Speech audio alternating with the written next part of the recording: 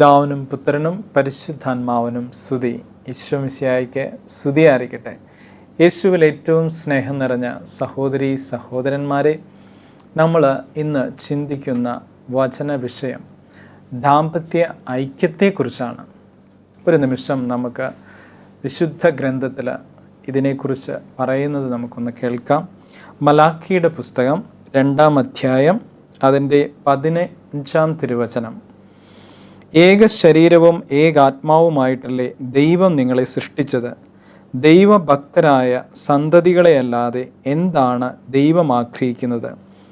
അതുകൊണ്ട് യൗവനത്തിലെ ഭാര്യയോട് അവിശ്വസ്തത കാണിക്കാതിരിക്കാൻ ശ്രദ്ധിക്കുവിൻ.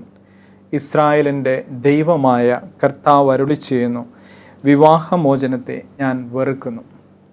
പ്രിയപ്പെട്ടവരെ, ദൈവത്തിൻ്റെ ഒരു സംവിധാനമാണ് വിവാഹം.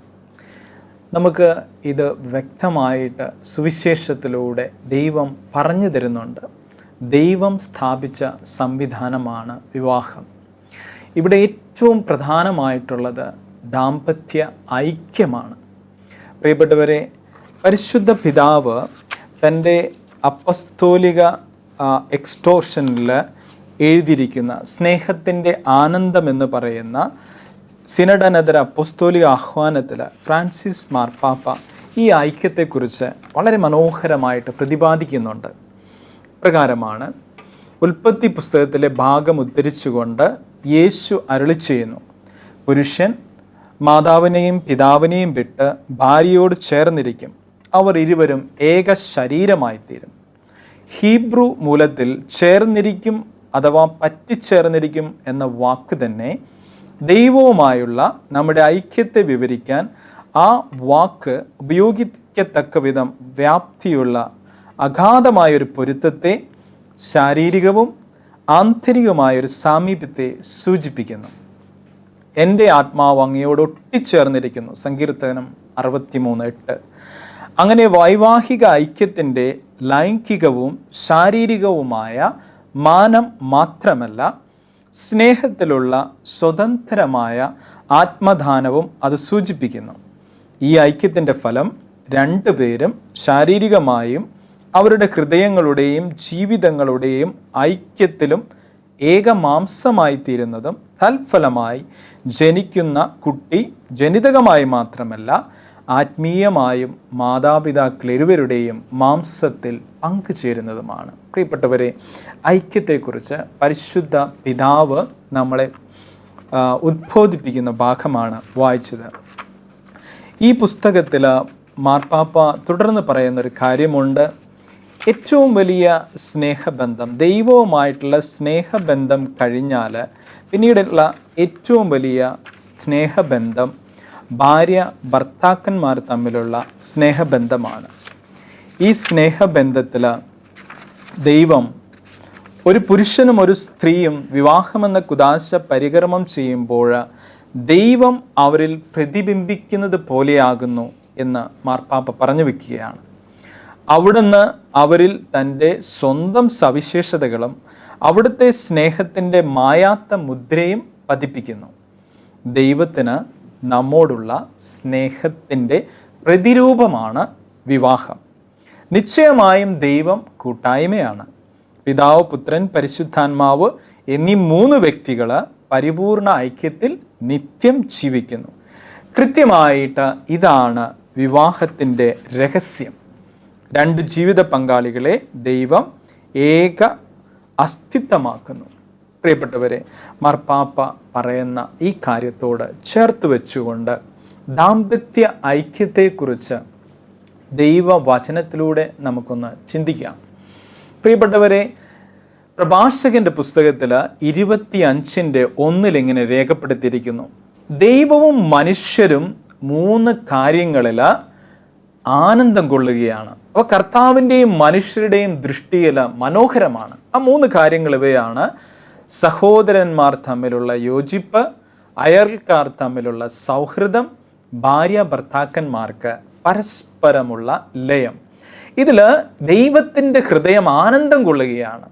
പ്രിയപ്പെട്ടവരെ, നമുക്കറിയാം, ഉൽപ്പത്തിയുടെ പുസ്തകത്തിൽ തന്നെ നമ്മളെ ദൈവം കാണിച്ചു തരുന്നു. പുരുഷനും സ്ത്രീയുമായിട്ട് ദൈവം സൃഷ്ടിക്കുകയാണ് മനുഷ്യരെ തൻ്റെ ഛായയിലും സാദൃശ്യത്തിലും. അപ്പോൾ ഒരു കുടുംബത്തിൻ്റെ, ഒരു ദാമ്പത്യത്തിൻ്റെ പ്രാധാന്യം നമ്മളൊക്കെ മനസ്സിലാക്കണം.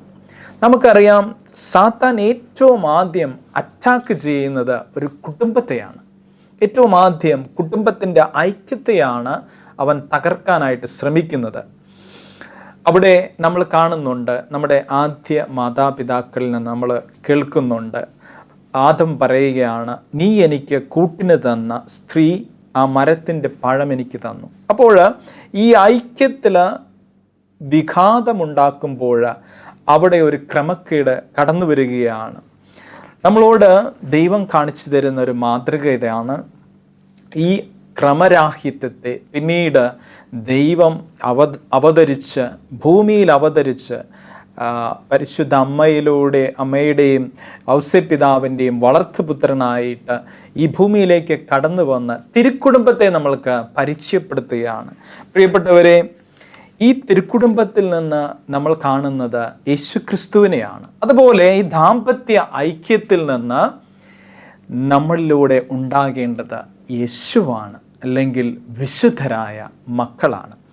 അപ്പോൾ ഈ ദാമ്പത്യ ഐക്യത്തെ പ്രതിപാദിക്കുന്ന, അല്ലെങ്കിൽ അതിനെ ബാധിക്കുന്ന ഒരു 7 കാര്യങ്ങളെക്കുറിച്ച് ഞാൻ നിങ്ങളുടെ ശ്രദ്ധ ക്ഷണിക്കുകയാണ്. ഒന്നാമതായിട്ട്, മാതാപിതാക്കൾ. പ്രിയപ്പെട്ടവരെ, എഫെസസ്യർക്ക് എഴുതിയ 5-ാം അധ്യായം അതിൻ്റെ 31-ാം തിരുവചനത്തിലും അതോടൊപ്പം തന്നെ സുവിശേഷത്തിലും, പ്രത്യേകിച്ച് മർക്കോസിൻ്റെ 10-ാം അധ്യായം 7-ാം അധ്യായത്തിലൊക്കെ എഴുതി വച്ചിരിക്കുന്നു, ഇക്കാരണത്താൽ പുരുഷൻ പിതാവിനെയും മാതാവിനെയും വിട്ട് ഭാര്യയോട് ചേരും, അവർ 2 പേരും ഒന്നാവുകയും ചെയ്യും. ഇവിടെ ഒരു കാര്യം അടിവരയിട്ട് പറയുന്നുണ്ട്. പിതാവിനെയും മാതാവിനെയും വിട്ട് ഭാര്യയോട് ചേരും. ഇത് ഒരു വലിയ ഒരു രഹസ്യമാണ്. 2 പേരും ഒന്നാവുകയും ചെയ്യും. അപ്പോൾ എക്സ്റ്റേണൽ ഫാക്ടേഴ്സ് ഒരു വിവാഹ ദാമ്പത്യ ഐക്യത്തെ എപ്പോഴും ബാധിക്കാൻ സാധ്യതയുണ്ട്. നമ്മുടെ ഇപ്പോഴത്തെ കാലഘട്ടത്തെ എടുക്കുമ്പോൾ ഈ എക്സ്റ്റേണൽ ഫാക്ടേഴ്സ് ചുമത്തുന്ന ഘടകങ്ങൾ വളരെ കൂടുതലാണ്. അവിടെ കർത്താവിൻ്റെ വചനമനുസരിച്ച് പിതാവിനെയും മാതാവിനെയും വിട്ട് ഭാര്യയോട് ചേരും എന്ന് പറയുമ്പോൾ ഒരു കുടുംബത്തിൽ ദമ്പതികൾ എടുക്കുന്ന തീരുമാനം അവർ ഒരുമിച്ചായിരിക്കണം. മറ്റുള്ളവരോട് നമ്മൾക്ക് ക്രിയാത്മകമായിട്ടുള്ള നിർദ്ദേശങ്ങൾ നമ്മൾക്ക് ചോദിക്കാം. എന്നാൽ ദമ്പതികളുടെ പൂർണ്ണമായിട്ടുള്ള സമ്മതത്തോടും ഉത്തരവാദിത്വത്തോടും കൂടിയായിരിക്കണം അവരെടുക്കേണ്ട ഓരോ കാര്യങ്ങളും, ഓരോ ചുവടുവെപ്പുകളും അവരുടേത് സ്വന്തമായിട്ട് ആയിരിക്കണമെന്ന് ദൈവവചനത്തെ അധിഷ്ഠിതമായിട്ട് നമ്മളെ പഠിപ്പിക്കുകയാണ്. റൂത്തിൻ്റെ പുസ്തകം 1-ാം അധ്യായം അതിൻ്റെ 16-ാം തിരുവചനത്തിൽ നമ്മൾ കാണുന്നുണ്ട്. റൂത്ത് പ്രകാരം പറയുകയാണ്, അമ്മയെ ഉപേക്ഷിക്കാനോ കൂടെ പോരാതിരിക്കാനോ എന്നോട് പറയരുത്. അമ്മ പോകുന്നിടത്ത് ഞാനും വരും, വസിക്കുന്നിടത്ത് ഞാനും വസിക്കും. അമ്മയുടെ ചാർച്ചക്കാർ എൻ്റെ ചാർച്ചക്കാരും അമ്മയുടെ ദൈവം എൻ്റെ ദൈവവുമായിരിക്കും. പ്രിയപ്പെട്ടവരെ, വ്യത്യസ്ത സാഹചര്യങ്ങളിൽ നിന്ന് ഒരു യുവതിയും ഒരു യുവാവും ഒരു ദാമ്പത്യത്തിലേക്ക് കടന്നു വരുമ്പോൾ, വിവാഹമെന്ന ആ വലിയ കുദാശയിലേക്ക് കടന്നു വരുമ്പോൾ, അവരുമായി ബന്ധപ്പെട്ടവർ തീർച്ചയായിട്ടും പലവിധ സവിശേഷതകളോട് കൂടെ ആയിരിക്കും. ഇവിടെ റൂത്തിന്റെ പുസ്തകത്തിലൂടെ ദൈവം നമ്മളെ പഠിപ്പിക്കുകയാണ്, പരസ്പരം പങ്കാളിയുടെ മാതാപിതാക്കളെ ബഹുമാനിക്കുക, അവരെ സ്വന്തമാക്കുക, തൻ്റെ മാതാപിതാക്കളായിട്ട് പരിഗണിക്കുക. എന്നാൽ അതോടൊപ്പം തന്നെ ജീവിത പങ്കാളിയുടെ ഭാഗത്തു നിന്ന്, ഭർത്താവിൻ്റെയോ ഭാര്യയുടെ ഭാഗത്തു നിന്ന്, ആ കുടുംബത്തിൽ നിന്നൊക്കെ വരുന്ന നിർദ്ദേശങ്ങൾ തീർച്ചയായിട്ടും ദമ്പതികൾ അതിനെ പരിഗണിക്കണം. പക്ഷേ അത് പ്രാവർത്തിക തലത്തിൽ കൊണ്ടുവരുമ്പോൾ ദമ്പതികളുടെ ഒരുമിപ്പ്, യോജിപ്പ് അതിലുണ്ടായിരിക്കണമെന്നാണ് ഈ ഒരു ആദ്യ ഭാഗത്തിലൂടെ മാതാപിതാക്കൾ എന്ന ആ എക്സ്റ്റേണൽ ഫാക്ടേഴ്സിൻ്റെ അണ്ടറിൽ വരുന്ന കാര്യങ്ങളിലൂടെ ഞാനും നിങ്ങളും മനസ്സിലാക്കേണ്ടത്. രണ്ടാമത് ദമ്പതികളുടെ ഐക്യത്തെ ബാധിക്കുന്നത് സ്വഭാവ സവിശേഷതകൾ അല്ലെങ്കിൽ രൂപങ്ങൾ, ഭാവങ്ങൾ. ഇവയാണ്. ഉൽപ്പത്തിയുടെ പുസ്തകം 2-ാം അധ്യായം അതിൻ്റെ 18-ാം തിരുവചനം നമ്മളെ പഠിപ്പിക്കുകയാണ്. ദൈവമായ കർത്താവ് അരുളി ചെയ്തു, മനുഷ്യൻ ഏകനായിരിക്കുന്നത് നന്നല്ല, അവന് ചേർന്ന ഇണയെ ഞാൻ നൽകും. പ്രിയപ്പെട്ടവരെ, നമ്മളൊരു വാക്കിവിടെ അടിവരയിടണം. ചേർന്ന ഇണയെ. ദൈവം ചേർന്ന ഇണ എന്ന് പറയുമ്പോൾ ഒരിക്കലും അവിടെ ഉദ്ദേശിക്കുന്നില്ല നമ്മൾ ഒരു കുടുംബത്തിൽ അല്ലെങ്കിൽ ഒരു ദമ്പതി, യുവതിയും യുവാവും പരസ്പരം അഡ്ജസ്റ്റ് ചെയ്യണമെന്ന് ദൈവം ഒരിക്കലും ആഗ്രഹിക്കുന്നില്ല.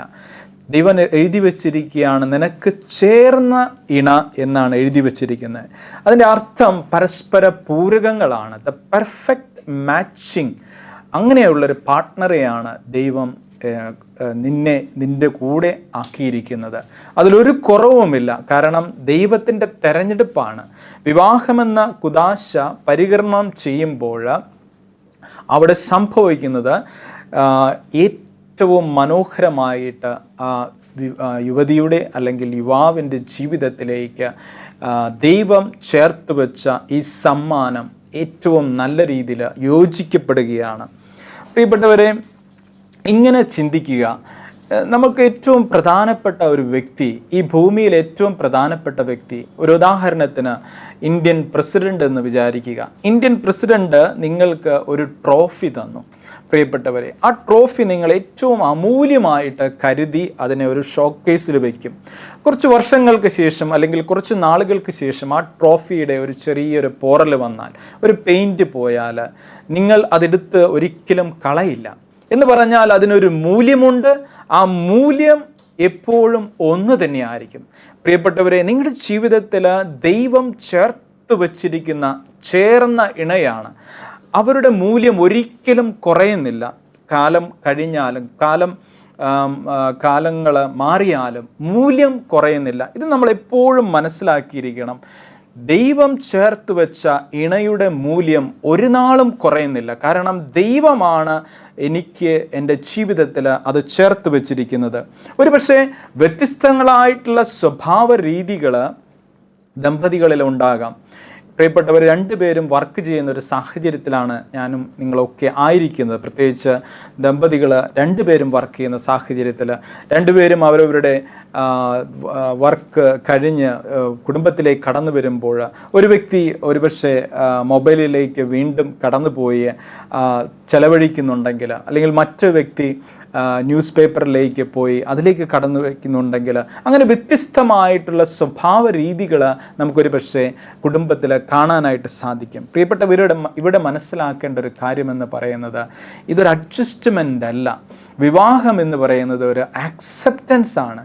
ദമ്പതിയെ അതിൻ്റെ കുറവോടുകൂടി, അവളുടെ കുറവോടുകൂടി, അവൻ്റെ കുറവോടുകൂടി ആക്സെപ്റ്റ് ചെയ്യുക എന്നുള്ളതാണ്, സ്വീകരിക്കുക എന്നുള്ളതാണ്. കാരണം ദൈവമാണിത് ചേർത്ത് വെച്ച്. ദൈവത്തിന് അറിയാം ഈ ഒരു കുറവോട് കൂടിയാണ് നിൻ്റെ ജീവിതത്തിൽ ഇന്ന ആളെ തന്നിരിക്കുന്നു എന്നുള്ളത്. എന്ന് പറഞ്ഞാൽ അതിൻ്റെ അർത്ഥം എന്ന് പറഞ്ഞാൽ അതിന് ദൈവത്തിനൊരു വലിയൊരു പദ്ധതിയുണ്ട്. നമുക്ക് ഏറ്റവും യോജിച്ച ഒരു ഇണയെയാണ് ദൈവം തന്നിരിക്കുന്നത്. അതുകൊണ്ട് സ്വഭാവത്തിൻ്റെ സവിശേഷതകൾ അല്ലെങ്കിൽ രൂപങ്ങൾ, ഭംഗി, പൊക്കം, നിറം എല്ലാം ഒന്നും അതിനെ ബാധിക്കുന്നില്ല. ദൈവം തന്നത് പൂർണ്ണമാണെന്ന് വിശ്വസിക്കുക മരണം വരെ. അവിടെയാണ് നമ്മുടെ ദമ്പതികളുടെ രണ്ടാമത്തെ ഘടകമായ സ്വഭാവ സവിശേഷതകളുടെ രൂപഭാവങ്ങളിലെ ഐക്യത്തെ ഞാനും നിങ്ങളും മനസ്സിലാക്കേണ്ടത്. മൂന്നാമത്തെ കാര്യം, ജീവിത വിശുദ്ധി. പ്രിയപ്പെട്ടവരെ, നമ്മൾ കുറച്ച് മുമ്പ് കേട്ടു, ജീവിതത്തിലേക്ക് കടന്നു വന്ന വ്യക്തിയുടെ കുറവ് അല്ലെങ്കിൽ സ്വഭാവ സവിശേഷതകൾ, രൂപത്തിൻ്റെ, നിറത്തിൻ്റെ, പൊക്കത്തിൻ്റെ, വിദ്യാഭ്യാസത്തിൻ്റെ എല്ലാം പലതരം മാനങ്ങൾ. പക്ഷേ ഇത് മനസ്സിലാക്കിക്കൊണ്ട് ഒരു പാർട്ട്ണർ അല്ലെങ്കിൽ ഭർത്താവ് അല്ലെങ്കിൽ ഭാര്യ അത് നടത്തുന്ന ശ്രമം, തൻ്റെ ജീവിതത്തിൽ എൻ്റെ കുറവ് മനസ്സിലാക്കി അത് പരിഹരിക്കാൻ നടത്തുന്ന ശ്രമത്തെയാണ് ജീവിത വിശുദ്ധി എന്ന് പറയുന്നത്. ഒരു വ്യക്തിക്ക്, ഒരു കുടുംബത്തിലൊരു വ്യക്തിക്ക് അല്ലെങ്കിൽ ഭർത്താവിന് മദ്യപിക്കുന്ന ശീലമുണ്ട് ഉണ്ടെന്ന് സങ്കല്പിക്കുക പ്രിയപ്പെട്ടവരെ. ആ ഒരു കുറവ് മനസ്സിലാക്കി ആ കുറവിനെ മാറ്റാനായിട്ട് ആ ഭർത്താവ്, ആ വ്യക്തി ശ്രമിക്കുന്നതാണ് ജീവിത വിശുദ്ധി എന്ന് പറയുന്നത്. പ്രിയപ്പെട്ടവരെ, ദമ്പതികളുടെ ഐക്യത്തിൽ ഇതിന് വളരെയധികം പ്രാധാന്യമുണ്ട്. യോഹന്നാന്റെ സുവിശേഷം 17-ാം അധ്യായം അതിൻ്റെ 19-ാം തിരുവചനം പറയുകയാണ്, അവരും സത്യത്താൽ വിശുദ്ധീകരിക്കപ്പെടേണ്ടതിന് അവർക്ക് വേണ്ടി ഞാൻ എന്നെ തന്നെ വിശുദ്ധീകരിക്കുന്നു. അതായത് ദൈവം ഒരു വ്യക്തിയെ എൻ്റെ ജീവിതത്തിൽ, നിങ്ങളുടെ ജീവിതത്തിൽ ചേർത്ത് വയ്ക്കുമ്പോൾ അതിനൊരു വലിയൊരു പദ്ധതിയുണ്ട്. ആ വ്യക്തിയുടെ രക്ഷയാണ് ദൈവം കാണുന്നത്. കുടുംബമെന്ന വ്യവസ്ഥയിലൂടെ ആ വ്യക്തിയുടെ, അല്ലെങ്കിൽ ആ ദമ്പതികളുടെ, അല്ലെങ്കിൽ ആ കുടുംബത്തിലുള്ള എല്ലാ അംഗങ്ങളുടെയും രക്ഷയാണ് ദൈവം കാണുന്നത്. എ കോൾ ടു ഹോളിനെസ്, ദൈവത്തിൻ്റെ പരിശുദ്ധിയിലേക്കുള്ളൊരു വിളി. ഹെബ്രായർ 12:14 പറയുന്നത് പോലെ എല്ലാവരോടും സമാധാനത്തിൽ വർത്തിച്ച് വിശുദ്ധിക്ക് വേണ്ടി പരിശ്രമിക്കുവിൻ. വിശുദ്ധി കൂടാതെ ആർക്കും ദൈവത്തെ, കർത്താവിനെ ദർശിക്കുവാനായിട്ട് സാധിക്കുകയില്ല. പ്രിയപ്പെട്ടവരെ, അപ്പോൾ ഒരു ഭർത്താവ്, ഒരു ഭാര്യ തൻ്റെ ജീവിതത്തിലുള്ള കുറവുകളെ കണ്ടെത്തി അതിനെ പരിഹരിക്കാൻ ശ്രമിക്കുന്ന ശ്രമമാണ് ജീവിത വിശുദ്ധി എന്ന് പറയുന്നത്. എത്രത്തോളം അതിന് ആത്മാർത്ഥത പുലർത്താനായിട്ട് ദൈവത്തിൻ്റെ കൃപയോടുകൂടെ ശ്രമിക്കുമ്പോൾ അത്രമാത്രം ജീവിത വിശുദ്ധി ആ ദമ്പതികളിലേക്ക് കടന്നു വരുന്നു. ഒരാളിലേക്ക് മാത്രമല്ല, 2 പേരിലേക്കും ആ വിശുദ്ധി കടന്നു വരികയാണ്. 4-ാമത്തെ കാര്യം നമ്മൾ കാണുന്നത്, ദാമ്പത്യ ഐക്യത്തിൽ കാണുന്ന ഒരു ഘടകമെന്ന് പറയുന്നത് പ്രാർത്ഥനയിലുള്ള ഐക്യം. പ്രാർത്ഥനയിലുള്ള ഐക്യം. പ്രിയപ്പെട്ടവരെ, നമ്മുടെ മുമ്പിൽ വലിയൊരു മാതൃക തോബിയാസിൻ്റെ പ്രാർത്ഥനയിലൂടെ ദൈവം കാണിച്ചു തരികയാണ്. തോബിയാസിൻ്റെ പ്രാർത്ഥന നമുക്കെല്ലാവർക്കും അറിയാം. തോബിത്തിൻ്റെ പുസ്തകത്തിൽ 8-ാം അധ്യായം അതിൻ്റെ 7-ാം തിരുവചനം. ആ തോബിയാസിൻ്റെ പ്രാർത്ഥന ഇപ്രകാരമാണ്: കർത്താവേ, ഞാൻ ഇവളെ സ്വീകരിക്കുന്നത് ജഡികമായ അഭിലാഷത്താലല്ല, നിഷ്കളങ്കമായ പ്രേമത്താലാണ്. അങ്ങയുടെ കാരുണ്യം എനിക്ക് ഉണ്ടാകണമേ. ഇവളോടൊത്ത് വാർദ്ധക്യത്തിലെത്തുന്നതിന് അവിടുന്ന് അനുഗ്രഹിച്ചാലും. പ്രിയപ്പെട്ടവരെ, അടിവരയിട്ട് നമ്മൾ മനസ്സിലാക്കേണ്ട കാര്യമാണ്, ഇവനോടൊത്ത് വാർദ്ധക്യത്തിലെത്തുന്ന കർത്താവെ, നീ എന്നെ അനുഗ്രഹിച്ചാലും. ഉടനെ അവൾ പറഞ്ഞു, അവൾ ആമേൻ എന്ന് പറഞ്ഞു. പ്രിയപ്പെട്ടവരെ, ദമ്പതികളുടെ ഐക്യം പ്രാർത്ഥനയിൽ അടങ്ങിയിരിക്കുന്നു. ഈ തോബിയാസിൻ്റെ പ്രാർത്ഥന പോലെ കുടുംബ പ്രാർത്ഥന കൂടാതെ ദമ്പതികൾ പരസ്പരം കൈകോർത്ത് ചേർത്ത് പ്രാർത്ഥിക്കുമ്പോൾ അവിടെ വലിയ ദൈവത്തിൻ്റെ കൃപ കടന്നു വരികയാണ്. ഇവനോടൊത്ത് വാർദ്ധക്യത്തിലെത്തുന്നതിന് മരണം വരെയുള്ള ഒരു കവനൻ്റാണ് ദൈവം വിവാഹത്തിലൂടെ എന്നെയും നിങ്ങളെയും ഏൽപ്പിച്ചിരിക്കുന്നത്. ഇതൊരു ഉടമ്പടിയാണ്. മരണം വരെ, സുഖത്തിലും ദുഃഖത്തിലും, രോഗത്തിലും ആരോഗ്യത്തിലും സമ്പത്തിലും ദാരിദ്ര്യത്തിലും എല്ലാം ഒരുമിച്ചായിരിക്കുന്ന മരണം വരെയുള്ള ഒരു ഉടമ്പടിയാണ്. അവിടെ ദൈവത്തിൻ്റെ കൃപ ആവശ്യമുണ്ട്. ദൈവം അനവധി വ്യക്തികളെ വിവാഹ ജീവിതത്തിൽ ആ ദമ്പതികളുടെ സഹായത്തിനും അതുപോലെ തന്നെ മറ്റു ആത്മീയ വളർച്ചയ്ക്കും വേണ്ടി ഒരുക്കണം. അതുകൊണ്ട് ദൈവത്തിൻ്റെ കൃപ അവിടെ വളരെ അത്യാവശ്യമാണ്. മത്തായിയുടെ സുവിശേഷം 18-ാം അധ്യായം അതിൻ്റെ 19-ാം തിരുവചനം നമ്മൾ കാണുന്നുണ്ട്. വീണ്ടും ഞാൻ നിങ്ങളോട് പറയുന്നു, ഭൂമിയിൽ നിങ്ങൾ 2 പേർ യോജിച്ച് ചോദിക്കുന്ന ഏതൊരു കാര്യവും എൻ്റെ സ്വർഗസ്ഥനായ പിതാവ് നിറവേറ്റിത്തരും. പ്രിയപ്പെട്ട സഹോദരി സഹോദരന്മാരെ, ഭൂമിയിൽ ആർക്കാണ് ഏറ്റവും അധികം യോജിക്കാനായിട്ട് സാധിക്കുക? നിങ്ങൾ തന്നെ പറയുക. ആർക്കാണ് ഏറ്റവും അധികം യോജിക്കാൻ? ദമ്പതികൾക്കല്ലാതെ, വിവാഹമെന്ന കുദാശയിലൂടെ പരസ്പരം യോജിക്കപ്പെട്ടവർക്കല്ലാതെ അതിനേക്കാൾ കൂടുതൽ ആർക്കാണ് ഇങ്ങനെ യോജിക്കാനായിട്ട്, അല്ലെങ്കിൽ യോജിച്ച് പ്രാർത്ഥിക്കാനായിട്ട് സാധിക്കുക? കാരണം ദൈവം തന്നെ പറഞ്ഞു, ഒറ്റ ശരീരമാണ്, ഇനിമേൽ നിങ്ങൾ 2 അല്ല. അപ്പോൾ ഏറ്റവും അധികം യോജിപ്പ് നടക്കുന്നത് ദമ്പതികളിലാണ്, കുടുംബത്തിലാണ്. അതുകൊണ്ട് പ്രിയപ്പെട്ടവരെ, എൻ്റെയും നിങ്ങളുടെയും ജീവിതത്തിൽ ചില കാര്യങ്ങൾ നടക്കുന്നില്ലെങ്കിൽ ഒന്ന് ആത്മപരിശോധന ചെയ്യുക. ഈ ഒരു യോജിപ്പ് എനിക്കുണ്ടോ? ജീവിത പങ്കാളിയുമായിട്ട് എനിക്കൊരു യോജിപ്പുണ്ടോ? 2 പേർ യോജിച്ച് ചോദിക്കുന്ന ഏതൊരു കാര്യവും എൻ്റെ സ്വർഗസ്ഥനായ പിതാവ് നടത്തിത്തരുമെന്നുള്ള ദൈവത്തിൻ്റെ വാഗ്ദാനം എന്നിലും നിങ്ങളിലും നിറവേറണമെങ്കിൽ ഈ യോജിപ്പ് ഉണ്ടായിരിക്കണം, പ്രാർത്ഥനയിലുള്ള ഐക്യം ഉണ്ടായിരിക്കണം. 5-ാമത്തെ ഘടകം, ദമ്പതികളുടെ ഐക്യത്തെ ബാധിക്കുന്ന ഘടകമാണ് ഡിസിഷൻ മേക്കിംഗ്. പ്രിയപ്പെട്ടവരെ, ഉൽപ്പത്തിയുടെ പുസ്തകത്തിൽ 2:23 നമ്മൾ കാണുകയാണ്, അപ്പോൾ അവൻ പറഞ്ഞു, ഒടുവിൽ ഇതാ എൻ്റെ അസ്ഥിയിൽ നിന്നുള്ള അസ്ഥിയും മാംസത്തിൽ നിന്നുള്ള മാംസവും, അസ്ഥിയിൽ നിന്നുള്ള അസ്ഥിയും മാംസത്തിൽ നിന്നുള്ള മാംസവും. അതുപോലെ മർക്കോസിൻ്റെ സുവിശേഷം 10-ാം അധ്യായം 8-ാം തിരുവചനം നമ്മൾ പഠിക്കുകയാണ്, പിന്നീട് ഒരിക്കലും അവർ രണ്ടല്ല ഒറ്റ ശരീരമായിരിക്കും. ഒറ്റ ശരീരമായിട്ടുള്ള ഒരു ജീവിത അവസ്ഥയിൽ നമ്മുടെ എടുക്കുന്ന എല്ലാ ഡിസിഷനും അത് യോജിച്ച് പോകണം. No superiority, no inferiority. ഒന്നും ദമ്പതികളുടെ ഇടയിൽ പാടില്ല. ദൈവം ആഗ്രഹിക്കുന്ന ഐക്യമെന്ന് പറയുന്നത് എല്ലാ കാര്യത്തിലുമുള്ള യോജിപ്പ്. നമ്മൾ ഇതിൻ്റെ തുടക്കത്തിൽ കേട്ടതുപോലെ ദൈവം ഹൃദയത്തിൽ ആനന്ദം കൊള്ളുന്ന ഒരു കാര്യമാണ് ഭാര്യ ഭർത്താക്കന്മാർ തമ്മിലുള്ള പരസ്പര ലയം. ഏത് ഡിസിഷനും ഒരു കുടുംബത്തിലാകുമ്പോൾ ഒത്തിരി കാര്യങ്ങളിൽ നമ്മൾ ഒരു ഡിസിഷൻ എടുക്കേണ്ടതുണ്ട്. ഒത്തിരി കാര്യങ്ങളിൽ നമ്മൾ പലപ്പോഴും ചിന്തിച്ച് പ്രവർത്തിക്കേണ്ടതുണ്ട്. അവിടെയൊക്കെ ഈ ഒരു ലയം ദമ്പതികൾ തമ്മിലുള്ള ഒരു ലയം അതുണ്ടായിരിക്കണം. നമുക്കറിയാം, പിതാവും പുത്രനും പരിശുദ്ധാത്മാവും ഇങ്ങനെ യോജിച്ചിരിക്കുകയാണ്, ഒരു കൂട്ടായ്മയാണ്. പരിശുദ്ധ കുർബാനയിൽ ഇങ്ങനെ നമ്മൾ കേൾക്കുന്നുണ്ടല്ലോ, through him, with him, in him എന്നത് പറഞ്ഞതുപോലെ ദൈവത്തിൽ പരിപൂർണമായിട്ട് ദൈവമാണ് ഈ ഒരു കുദാശയിലൂടെ പുരുഷനെയും സ്ത്രീയെയും ഒന്നിപ്പിച്ചത്. പുരുഷനും സ്ത്രീയും ഈ കുദാശ പരികർമ്മം ചെയ്യുമ്പോൾ ദൈവം അവരുടെ ഇടയിലുണ്ട്.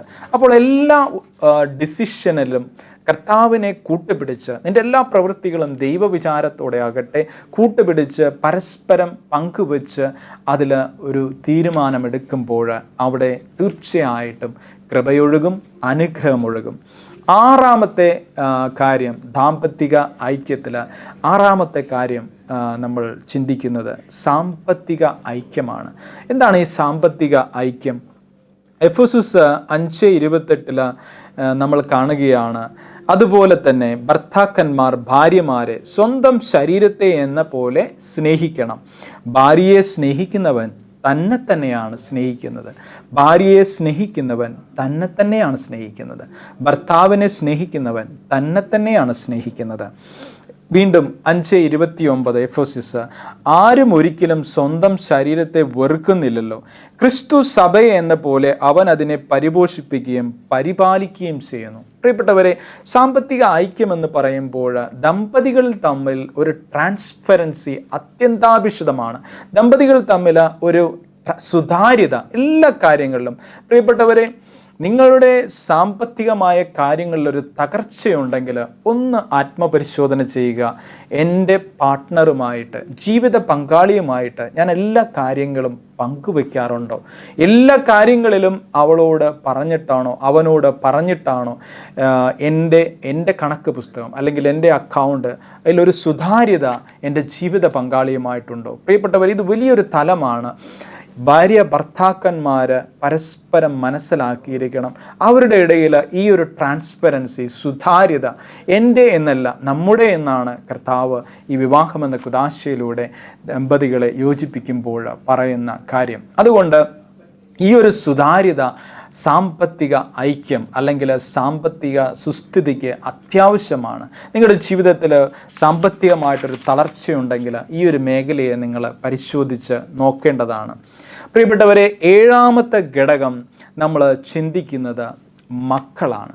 നമ്മൾ ആദ്യം കേട്ടു, നമ്മൾ തിരുവചനം മലാക്കിയുടെ പുസ്തകം 2-ാം അധ്യായം അതിൻ്റെ 15-ാം തിരുവചനത്തിൽ നമ്മൾ കണ്ടു, ദൈവഭക്തരായ സന്തതികളെയല്ലാതെ എന്താണ് ദൈവം ആഗ്രഹിക്കുന്നത്? അപ്പോൾ ഈ വിവാഹമെന്ന കുദാശയിലൂടെ ദമ്പതികളുടെ വലിയ ഉത്തരവാദിത്തം എന്ന് പറയുന്നത് ദൈവഭക്തരായിട്ടുള്ള സന്തതികളെ ഈ ഭൂമിയിൽ കൊണ്ടുവരിക. വിശുദ്ധരായ മക്കളെ, ദൈവത്തിൻ്റെ ദാനമാണ് മക്കൾ. ഒരിക്കലും നമ്മൾ അതിനെ പൊസസ് ചെയ്യരുത്. കാരണം മക്കൾ നമ്മുടെ സ്വന്തമല്ല, മക്കൾ ഈ ദമ്പതികളുടെ സ്വന്തമല്ല, ദൈവം നൽകിയ ദാനമാണ്. പക്ഷെ ദൈവം എന്തിനാണ് അത് നൽകിയത്? ദൈവഭക്തരായിട്ടുള്ള സന്തതികളെ ദൈവം ആഗ്രഹിക്കുന്നു.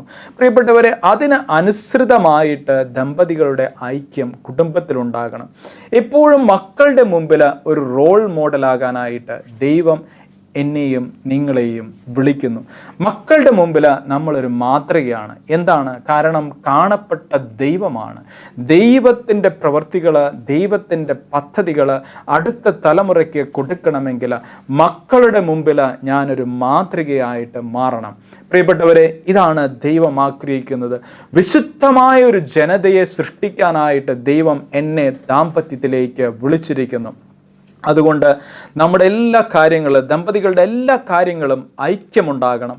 ഒരിക്കലും മക്കളുടെ മുമ്പിൽ പരസ്പരം കുറ്റം പറയുകയോ പഴിചാരുകയോ ചെയ്യരുത്. എൻ്റെ മക്കൾക്ക് കിട്ടേണ്ട ദൈവീക പുണ്യങ്ങൾ എപ്പോഴും ഓർമ്മിച്ചുകൊണ്ട് മക്കളുടെ മുമ്പിൽ വലിയൊരു മാതൃകാ ജീവിതം ദമ്പതികളിൽ നിന്ന് ദൈവം പ്രതീക്ഷിക്കുന്നു.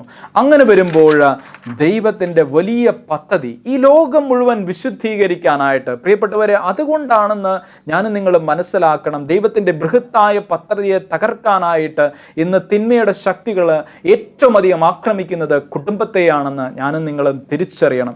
അതുകൊണ്ട് നമ്മൾ കേട്ട ഈ 7 കാര്യങ്ങളിലുള്ള ഐക്യം, പ്രിയപ്പെട്ടവരെ, വളരെ പ്രാധാന്യം അർഹിക്കുന്നതാണ്. എക്സ്റ്റേണൽ ഫാക്ടേഴ്സ്, മാതാപിതാക്കളെക്കുറിച്ച് നമ്മൾ കേട്ടു. ദമ്പതികളുടെ സ്വഭാവ സവിശേഷതകൾ, രൂപഭാവങ്ങൾ, അതായത് ദൈവമാണ് എനിക്കും നിങ്ങൾക്കും പാർട്ട്ണറെ നൽകിയത്. ദൈവം തന്നതിനൊരു മൂല്യമുണ്ട്. അതിൻ്റെ മൂല്യം ഒരിക്കലും കുറയുന്നില്ലെന്നുള്ള തിരിച്ചറിവ് ജീവിത വിശുദ്ധിയിലേക്കാണ്. ആ വിശുദ്ധിയിലൂടെ ദമ്പതികളുടെ ഐക്യം പരിപാലിക്കപ്പെടുന്നു. പ്രാർത്ഥനയിലുള്ള ഐക്യം, ഡിസിഷൻ മേക്കിങ്ങിലുള്ള ഐക്യം, സാമ്പത്തികമായിട്ടുള്ള ഐക്യം, മക്കളുടെ മുമ്പിലുള്ള എല്ലാ യോജിപ്പ്. പ്രിയപ്പെട്ടവരെ, ഇതാണ് നമ്മുടെ ജീവിതത്തിൽ നിന്ന് ദൈവം ആഗ്രഹിക്കുന്നത്. അങ്ങനെയാകുമ്പോൾ എൻ്റെയും നിങ്ങളുടെയും കുടുംബം തിരുക്കുടുംബമായിട്ട് മാറും. തിരുക്കുടുംബമായിട്ട് മാറുമ്പോൾ അവിടെ ജനിക്കുന്ന ഓരോ മകനും മകളും, അവിടെ വളരുന്ന ഓരോ മകനും മകളും ഈശോയായിട്ട് മാറും. അതാണ് ദൈവം ആഗ്രഹിക്കുന്നത്. പ്രിയപ്പെട്ടവരെ, അതിനായിട്ട് എന്നെയും നിങ്ങളെയും ദൈവം ഈ ഒരു കൃപ നൽകി അനുഗ്രഹിക്കട്ടെ എന്ന് ഈ രാത്രിയിൽ പ്രാർത്ഥിക്കുന്നു. ദൈവം നിങ്ങളെ ഓരോരുത്തരെയും സമൃദ്ധമായിട്ട് അനുഗ്രഹിക്കട്ടെ. പരിശുദ്ധ അമ്മയുടെ മാധ്യസ്ഥ ശക്തിയും വിശുദ്ധ ഔസ്യപിതാവിൻ്റെ മാധ്യസ്ഥ ശക്തിയും നിങ്ങൾ ഓരോരുത്തരുടെയും കൂടെ പ്രത്യേകമായിട്ട് ഉണ്ടാകട്ടെ. അതോടൊപ്പം കർത്താവിൻ്റെ വലിയ കൃപയും കടന്നു വരട്ടെ എന്ന്, ഭവനത്തിൽ കടന്നു വരട്ടെ എന്ന് പ്രാർത്ഥിക്കുന്നു. ഈശോ മിശിഹായ്ക്ക് സ്തുതിയായിരിക്കട്ടെ.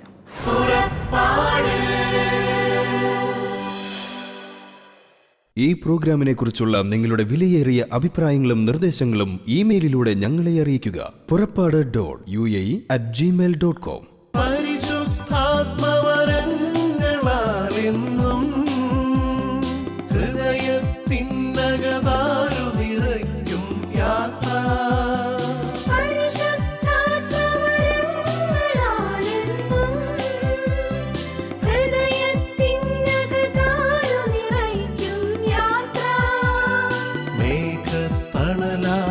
അഗ്നിനാ